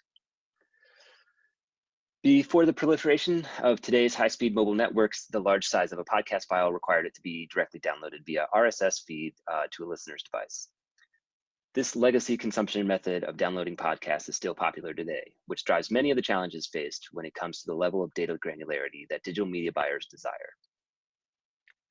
Because the medium, distribution, and platforms used to collect and listen to podcasts are built around the habit of downloading the file, tracking content in this time-shifted medium involves filtering server logs to produce meaningful data for measurement. Podcast technical teams analyze server logs differently, producing results that have varied across the industry. The lack of client-side measurement and variety seen in analyzing server logs drove the need for a commonly agreed-upon set of metrics within the industry. Hence, the Tech Lab's Podcast Technical Working Group was formed. This group is composed of companies who publish, sell, host, and measure podcasts. And the goal of the working group has been to provide clarity in the marketplace by developing a common language around measurement. In 2016, the working group developed the first version of the podcast measurement guidelines, with a focus on service-side measurement to define standard metrics for podcast content and ads. The document provided guidance on technical details, such as request filtering, in order to reduce the discrepancies seen across podcast publishers and tech vendors. After that initial release, it became clear that there were also a desire for consistent measurement of audiences. So the working group continued its work expanding the guidelines in 2017 to provide more specific best practices for measuring podcast listeners and downloads with the Podcast Measurement Guidelines 2.0. The new guidelines provided a recommended process for generating audience and download metrics with details on filtering for uniqueness, eliminating preload requests, eliminating potential bots, and more best practices. Relying on server-side measurement meant addressing a number of unique challenges. Analysis is applied to server logs and not necessarily in real time. Understanding precisely when a play has occurred is difficult because the medium is based on complete or partial file downloads. With a general lack of cookies or identifiers for advertising, targeting, frequency capping, and rotation can be challenging. Not to mention this myriad of other complexities that can make measurement particularly troublesome. What's in the guidelines? The core metrics identified within the guidelines are focused on content download, audience, and ad delivery. A download describes a unique file request that was downloaded, which includes complete file downloads as well as partial file downloads. The listener metric corresponds to data that represents a single user who downloads content. Listeners may be represented by a combination of IP address and user agent. The ad delivered metric is determined by server logs that show either all bytes of the ad file were sent or the bytes representing the portion of the podcast file which contains the ad file was downloaded. For example, if an ad was included within the first 25% of a podcast and at least 25% of that podcast file was downloaded, then the ad can be counted as delivered. For dynamic ad insertion, 100% of the ad content must be downloaded before it can be counted as delivered. The client confirmed ad play counts an ad that was able to prompt a tracking beacon from the client when the file was played. Though, as mentioned previously, the majority of platforms lack the technology needed for client-side counting. The guidelines also outline best practices in applying a process for filtering requests, file threshold levels, identifying unique downloads and listeners, generating metrics, and then employing an ongoing process of self-auditing to ensure consistency and reliability. As the industry has continued to evolve over the last couple of years, there's been a need to further clarify and add even more detail to subsections of the measurement guidelines. Recently, the podcast working group reconvened to put together the latest updates to the guidelines with a pending release date likely in the next couple of weeks here. The newest version of the guidelines will include added guidance for user agent structure as seen here, recommendations for IPv6 IP addresses, and a number of additional podcast player recommendations also seen here. Additionally, the working group has issued guidance for filtering Apple Watch OS user agents due to erroneous automatic downloads that should not be counted. The ultimate goal is to provide further consistency in the adoption of the standards across the industry. In 2018, the Tech Lab rolled out a podcast measurement compliance program. The program aims to ensure adherence to the guidelines using a common set of metrics defined in the document. Companies that successfully complete the certification process receive the IAB Tech Lab seal of approval and are listed as compliant on the IAB Tech Lab website. To gain certification, organizations must go through a 4-step process in which the IAB Tech Lab audits data samples, validates data queries, evaluates business processes, and performs annual validations. To date, the compliance program has been a resounding success with more than 15 major podcasting publishers, platforms, and ad tech companies that have completed the process and received certification.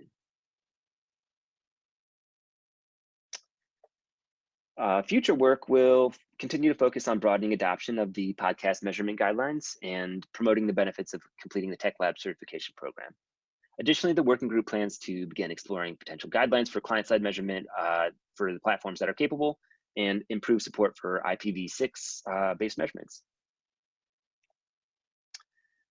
Now let's talk about some other initiatives that are not necessarily podcast related. That includes the merging of DAST into VAST and the added audibility support for Open Measurement 1.3. DAST was originally spun out of VAST 3 in the interest of getting a standard to market in a timely fashion. Prior to VAST 4.1, a notable amount of digital audio demand had already been using VAST, so the DAST spec was deprecated with all the features being merged into VAST 4 when that was developed. To fully bring audio support into VAST, the ad type attribute was introduced to differentiate between video, audio, and hybrid ad types. The expires property was ported over to VAST, thus allowing a media player to know whether the ad server expected any timeout, after which a prefetched ad should be thrown out rather than played. And clarification was added where audio use cases varied from video. For example, viewable impression does not apply to audio. IAB's Open Measurement project was initiated to develop a scalable solution that minimizes code used to provide data to measurement providers. The IAB Open Measurement SDK offers common code and libraries for facilitating third-party access to measurement data. Sites and apps that integrate the OM SDK can send measurement signals to the Open Measurement API. Measurement providers can place tags that collect these signals. Open Measurement 1.3 introduced support for audio ads with a new creative type and rules to support audio measurement, including an impression event for audibility. This equates to 2 continuous seconds of media playback with non-zero volume. Creatives using MRC audio methodology may be used in HTML, JavaScript, and native ad sessions. In the future, it's possible that Open Measurement could be leveraged for companies that are able to execute client-side podcast measurement. And I believe that is all of the current Tech Lab audio initiatives that I have to cover today. If you have questions about any of these standards or the Tech Lab compliance programs, please feel free to email me at mike@iabtechlab.com. Thanks a lot, Mike, for sharing IAB tech labs work in this area.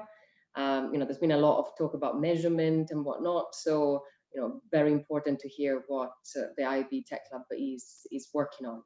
So, well, I hope you did stretch your legs, took a bit of a break in between sessions, but we are at the end of the Digital Audio Day event.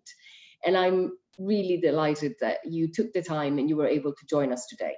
We had, throughout the course of the webinar, over 200 people dialing in, and we really hope we will be able to see you in person at some stage.